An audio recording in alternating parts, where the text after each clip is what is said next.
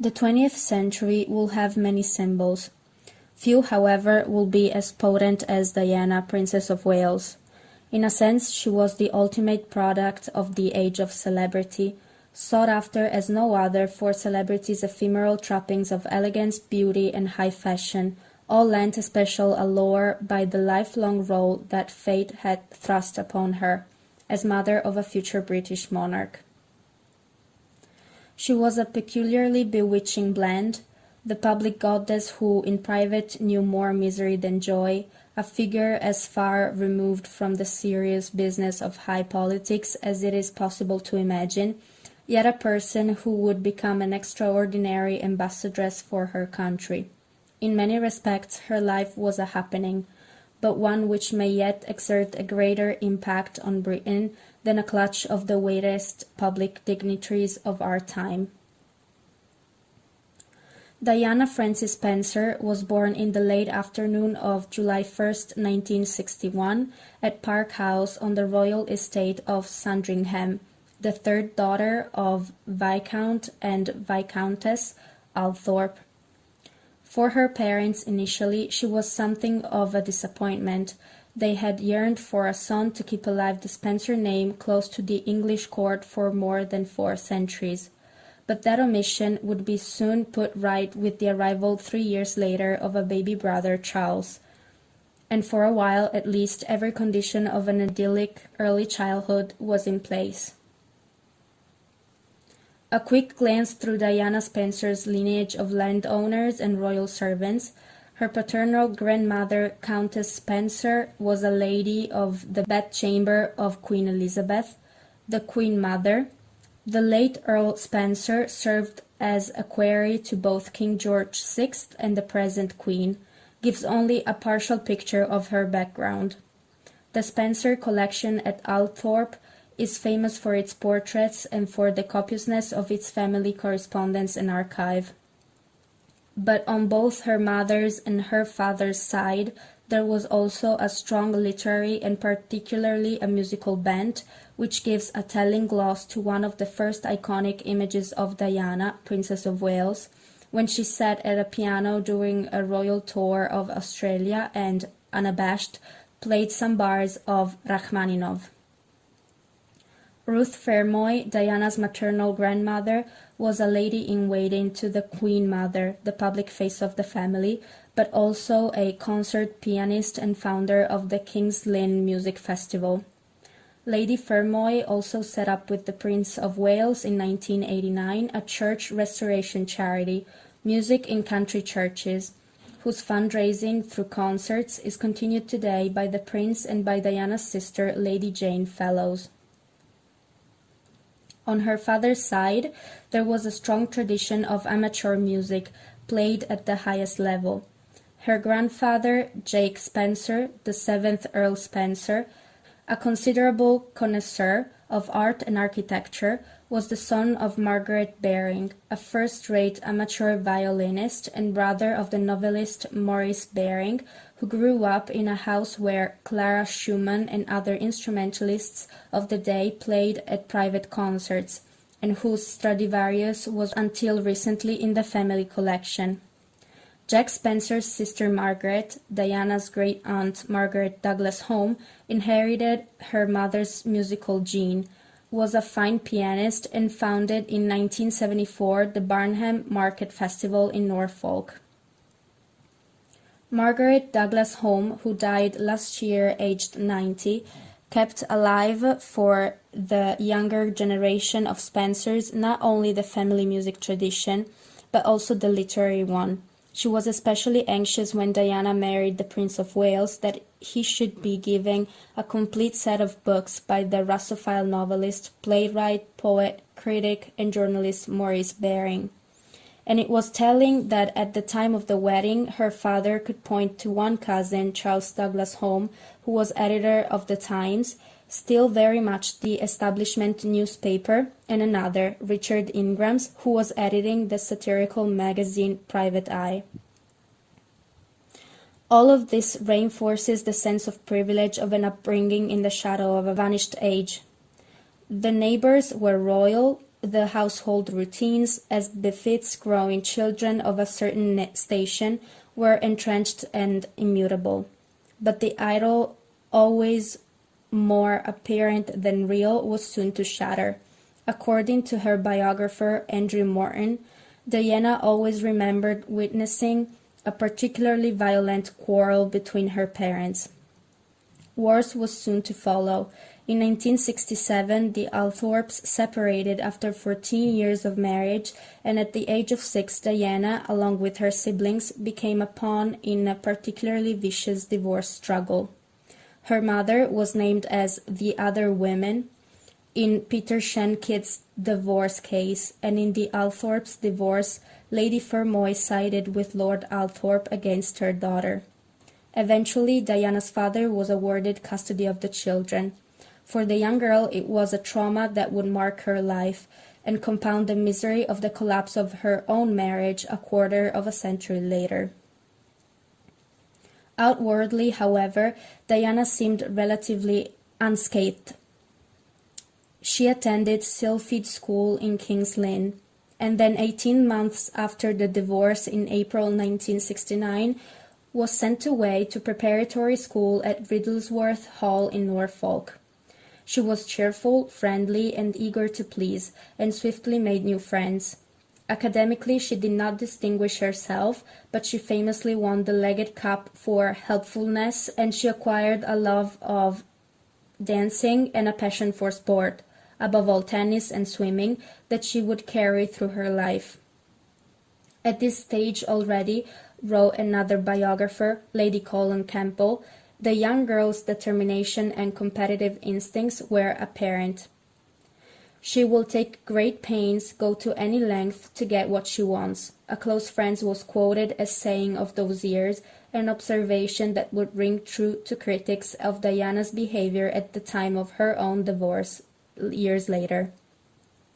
Then, in 1973, Diana sat at the Common Entrance exam for her mother's old school of West Eath in Kent. Happily for her, a test where failure did not matter. In 1975, when Diana was almost 14, came fresh changes for the family. Upon the death of her grandfather, her father became the 8th Earl Spencer. Her brother Charles, 3 years her junior, took over as Viscount Althorp, and she and her 2 sisters became ladies. The family moved to Althorp, the intimidating family seat in Northamptonshire. Then, equally dramatically, 2 years later, Earl Spencer married Rain, Countess of Dartmouth, the daughter of the romantic novelist Barbara Cartland. Rain set about turning the estate into a paying concern, introducing tea rooms and a gift shop, among other changes. Large numbers of Althorp's works of art were sold. After years of having their father to themselves, the 4 children found her an unsettling presence and christened her Acid Rain. Diana's performance in the schoolroom did not improve. Her later teenage years, the last period of normal existence she would know, have been a case study in legendary English upper-class aimlessness, vacuity. She left school at 16 without a single O level and spent a few miserable weeks at a Swiss finishing school where her sole achievement was to learn to ski. Then it was odd jobs in Sloane Ragerland, cookery class, and a spot of nannying before becoming an assistant at a kindergarten in Pimlico in September 1979. In fact, this was one of the happiest and most fulfilling periods of her life. With money inherited on her 18th birthday, she bought a £50,000 flat in Coleherne Court in West London, which she shared with 2 girlfriends. Her telephone number was in the London telephone book. At the kindergarten, she had a job whose prime requisites were the warmth and instinctive affection in which she was richly endowed, and then there was the small matter of the pursuit of a prince. The heir of the British throne had met his future princess at a shooting party at Sandringham that January, to which Diana and her sister Sarah had been invited by the Queen. If anything, Sarah was the one earmarked for Charles, and indeed for a spell was the latest in a long series of royal girlfriends. I was always paired off with Andrew, Diana would say later in a jest, before everything went wrong. But almost without realizing, Charles grew enchanted by the gay and unaffected younger sister who was turning into a beautiful and captivating young woman before his eyes. It was an improbable courtship, but one whose timing could not have been bettered. At the age of 30, Charles was under intense pressure from both the public and his parents to find a future queen. Diana fitted the bill perfectly. She was gorgeous and, in the famous words of her uncle, Lord Fermoy, a bona fide virgin. Though she would loathe the inevitable, intrusive pursuit of the couple by Fleet Street, culminating in the leak of their official engagement to the Times 24 hours in advance, the distress was outweighed by love and the national outpouring of rejoicing which followed. "My shy die," trumpeted the tabloids as Charles introduced his 19-year-old princess to the world. The marriage itself, on July 29, 1981, truly seemed to crown an ultimate late 20th century fairy tale. A union made in heaven and sealed in picture-perfect splendor and pageantry before the congregation in St. Paul's Cathedral, and hundreds of millions wrapped in front of television screens across the world. Not least touching was the pride of Johnny Spencer as he gave away the daughter he so adored. He would die in 1992 as her marriage publicly unraveled. For Diana, it was a devastating blow. In fact, this was a union that should have never been made. From its outset, the living shade of Camilla Parker Bowles, a former girlfriend of Prince Charles, peered over its shoulder. Once giddy first love wore off, the couple discovered they had virtually nothing in common. Charles was cerebral, staid and deeply traditional, a man who often found it hard to communicate his feelings. She was half a generation younger, outgoing, impulsive, a lover of pop music, nightclubs and noise, who found the palace and its way heartless and oppressive. Like others after her, most notably, of course, Sarah Ferguson, Diana discovered that an aristocratic background, even family friendship with the monarchy, were no training for being a central part of the institution every single day. But if in retrospect the breakdown was only too easy to understand, for a while the idol continued to bewitch an unsuspecting public. Within less than 11 months, the Princess of Wales had done her dynasty duty by providing Charles with a son and heir, Prince William Arthur Philip Louis, born on June 21, 1982. A little over 2 years later followed Prince Harry. After William's birth, Diana suffered severely from postnatal depression, nor did she make her life any easier by dieting furiously to lose the weight she had gained during the pregnancy. Nonetheless, compared with what was to follow, these were good times. Charles was besotted with his son. For a while at least, the couple had an interest in common. The high point perhaps came in early 1983 with a highly successful 6-week tour of New Zealand and of an already Republican-leaning Australia. In breach of every royal precedent that an heir and his heir should never travel together, the Queen bowed to Diana's wishes and permitted William to accompany them. The schedule was exhausting, but the reception exhilarating. Astonishingly, public interest in the princess, instead of ebbing after her marriage as she and everyone else expected, only grew. Her clothes, her hairstyles, her everything trivial utterance were of obsessive interest. Her wardrobe cost a fortune, but as a clothes source for British designers, she was a national asset. Only later would the tide turn. The public reaction to the cowardings of a younger generation of royals turned from amusement to accusations of vanity and extravagance. Soon, though, almost imperceptibly at first, her marriage began to crack. There were long separations, veiled intimations of eating disorders and bouts of depression provoked, it will later emerge, by the revived Charles-Camilla liaison, and the betrayal of love she once had heaped upon her husband. The parallels with her own bleak early upbringing, the worries of her 2 infant children, only made the suffering worse. By 1985, the first reports were appearing of thefts, and by 1987 the People was writing of a blazing row. But the extent of the disaster was only truly clear from Morton's biography, Diana, Her True Story, 1992. Written with the encouragement, if not the direct collaboration of its subject, the book laid bare a series of "somebody help me please" suicide attempts. The first in January 1982, mid-term in her pregnancy with Prince William. One moment, Morton says she told friends, I was a nobody. The next minute, I was Princess of Wales, mother, media toy, member of this family, and it was just too much for one person to handle. In desperation, she threatened to take her own life. Charles apparently accused her of crying wolf and got ready to go riding. She was as good as her word, her biographer continues. Standing on top of the wooden staircase, she hurled herself to the ground, landing in a heap at the bottom. And it transpired she did indeed suffer from anorexia and bulimia.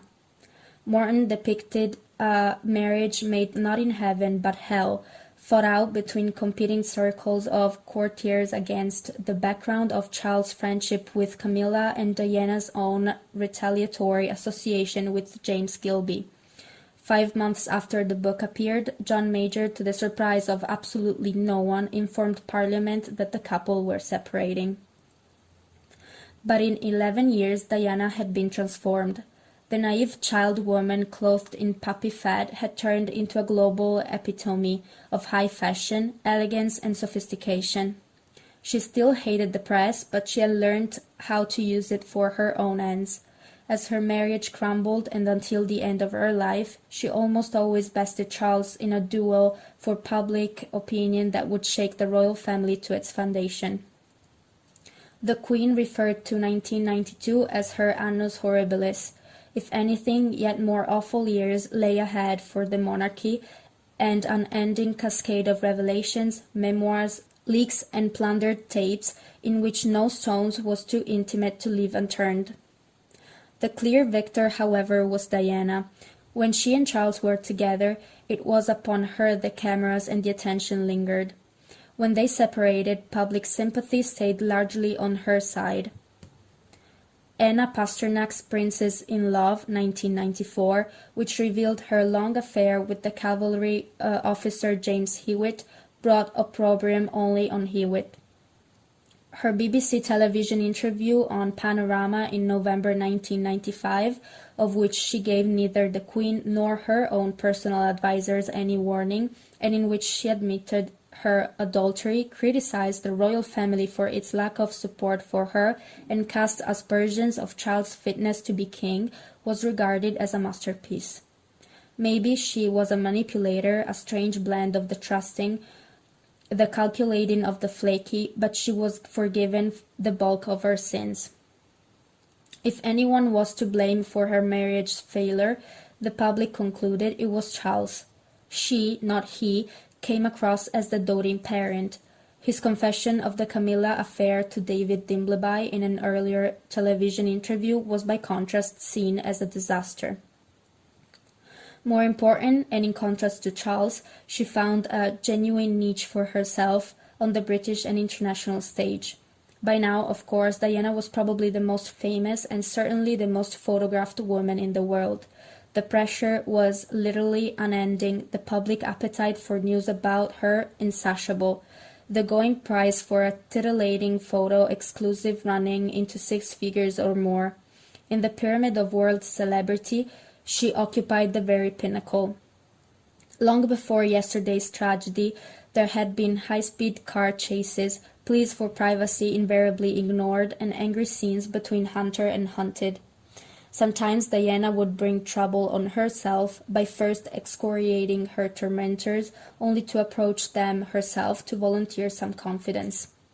but the picture projected was the one she intended, of a woman who had discovered herself. Although mother of the future king, she herself would never be queen. But she said she hoped to be a queen in people's hearts. She devoted much time to charitable and humanitarian work, traveling the world and working with figures like Mother Teresa. AIDS, leprosy, cancer, and most recently the abolition of landmines were just some of the issues she championed. Her name a guarantee of prominence that no other could match.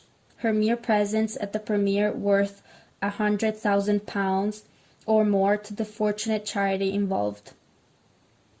Whether at a vagrants' shelter or the White House, Diana automatically topped the bill. Britain, and certainly the royal family, had never seen anything like it. The finalization of her divorce on August 28, 1996, only enhanced the sense of liberation. Finally, she seemed to achieve a balance between the understanding of how celebrity might be harnessed to the causes she cherished and her personal happiness. Her friendship with Dodi Fayed, son of the controversial owner of Harrods and benefactor of sundry Tory MPs, might arouse conflicting emotions within the British establishment.